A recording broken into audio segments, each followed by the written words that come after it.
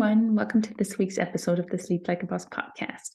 I'm going to be having this as a solo episode today, and I want to talk to you about things that happen to your body within just 3 months of sleep deprivation. And I'm actually going to use my case and my test results to show you what happened. And maybe to give you a little bit of backstory, it is the end of November when we're recording this episode, and I had written about this in my newsletter that our son has gone through extensive surgeries over the summer.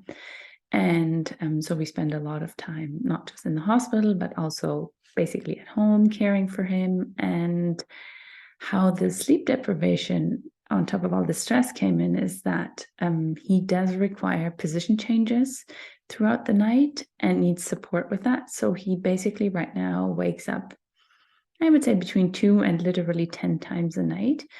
And the first few months that actually didn't even bother me that much. So I would wake up, help with the position change, lay back down, fall back to sleep, do this several times, but still, it was still okay. And about, I would say 8 weeks ago is when I started to feel off, like not just had that stress taken its toll, but I was waking up in the morning, and 2 hours later, I was done for the day. I was like, I'm just so tired. I can't even really function. And then something else interesting happened, that there were 3 nights in a row where, and it was around my period, so I wasn't quite sure if that was related, but it was still odd. So I would wake up, our son would wake me up. That would have been like the second or third wake up. So it was like 1 a.m. And I was like, it was boom, the lights were on, and I was not going back to sleep at all. Like not even at 4 or 5 a.m. There was just, it was not happening. And on day 3, I was like, yeah, this is it. Like I'm done. I'm burning out. Again, this is not good. And this is really weird. And I really want to know what's going on. So I did go and run some functional tests like I would do with my clients. I did a gut test, and I also ran a stress and hormone panel. The one I ran is a bit different because I used a local lab here in Canada. I normally run a GI map for the stool test and a Dutch test, a dry urine test for comprehensive hormones for the hormone stress panel. And so I did go with it a bit of a different lab here, but that doesn't really matter because it's showing us similar things. And I just want to share with you today what, after these 3 months, my gut and my hormones look like.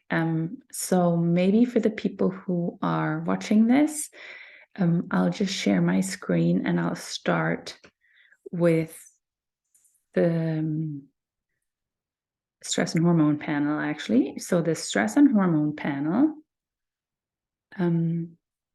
is actually a test. It is a saliva and urine test, I think, and it does show my stress hormones. So it does show my cortisol, it does show my melatonin, a little different from what it does on the Dutch, and it does show all your steroidal sex hormones, so progesterone, estrogen, testosterone, and it does show DHEA, which is a counteracting hormone to cortisol.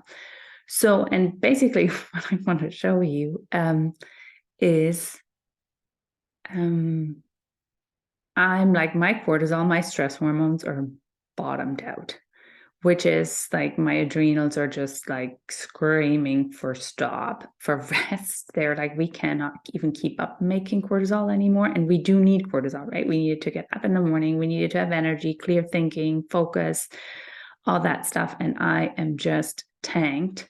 And I can show you this in this graph here, where you want to be in between, like in this green area.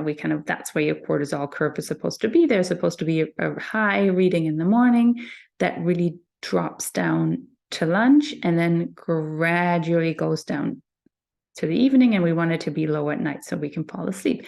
And as you can see, mine is in the morning just inside that green range, and after that just below it. So when I took this test, I had nothing left. I was the way I was making it through the day was on adrenaline, because the body can will put you is already in a stress state, but it will pull adrenaline all the time to keep you functioning, because from this level here, there is no cortisol left anymore. So that's basically not a good thing at all.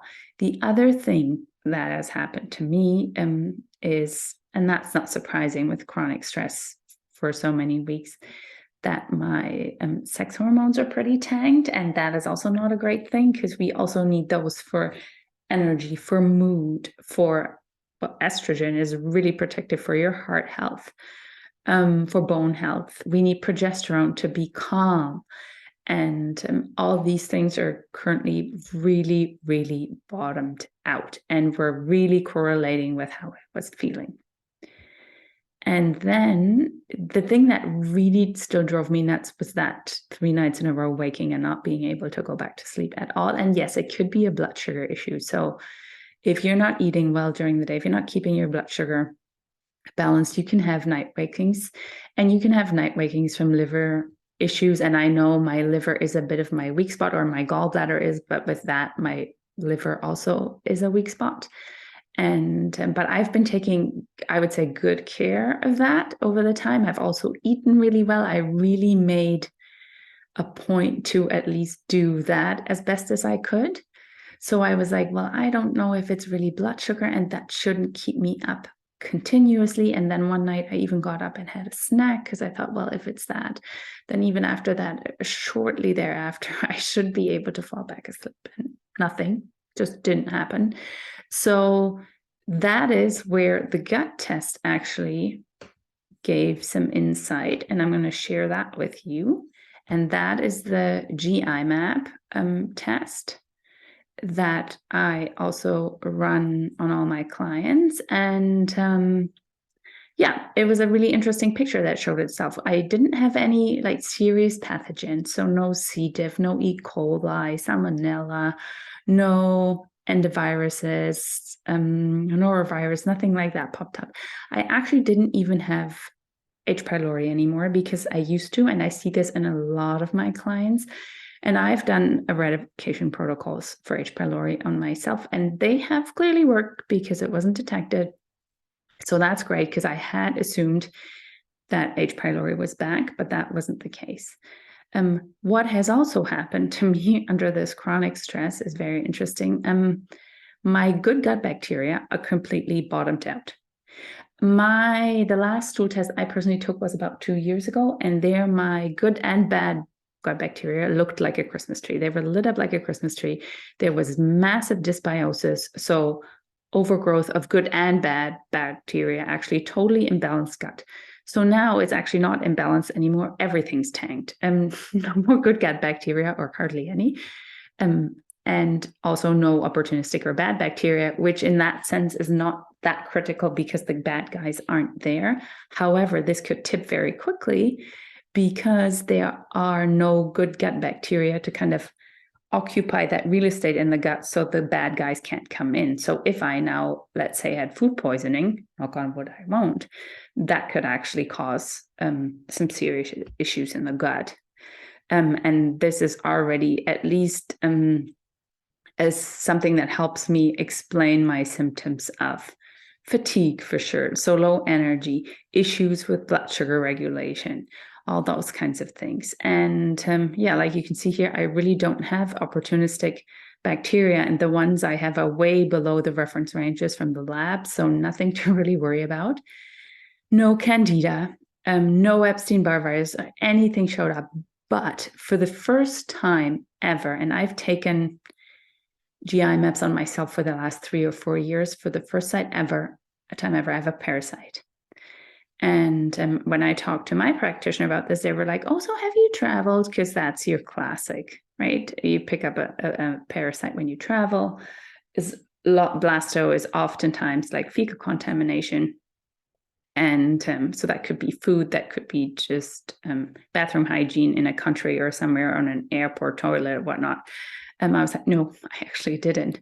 But you know what I did? I went to the hospital with our son twice for a week each. And the first time we did have a bathroom in the in his hospital room, which was very nice.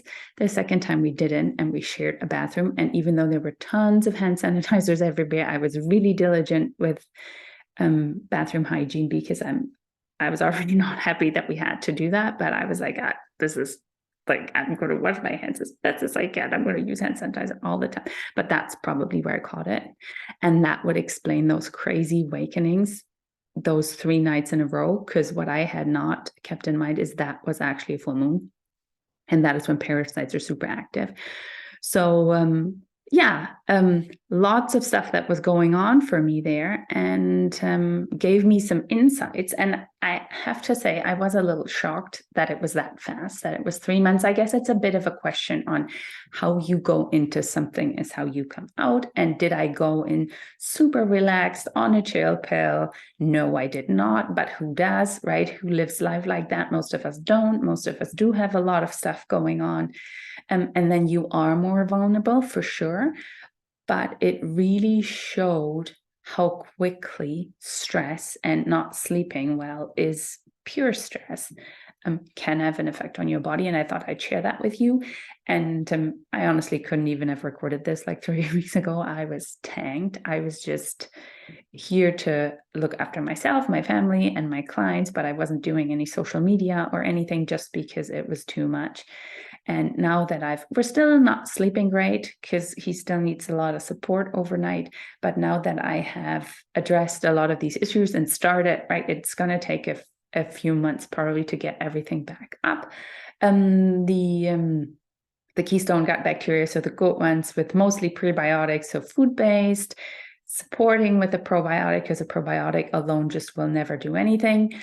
And then really supporting my adrenals. And I am on a supplement protocol for that because the cortisol is just so low that by itself, I just still wouldn't function. And it's working really well. And I'm doing antioxidant support and liver support and all kinds of fun things. And and it's not a crazy protocol. Like there's maybe 5 supplements I'm taking a day. That's not crazy. And it's working really well. Like I have steady energy. I make it through the day, starting to work out again, those kinds of things. And also just feeling more energized, more rested, and way better able to handle everything.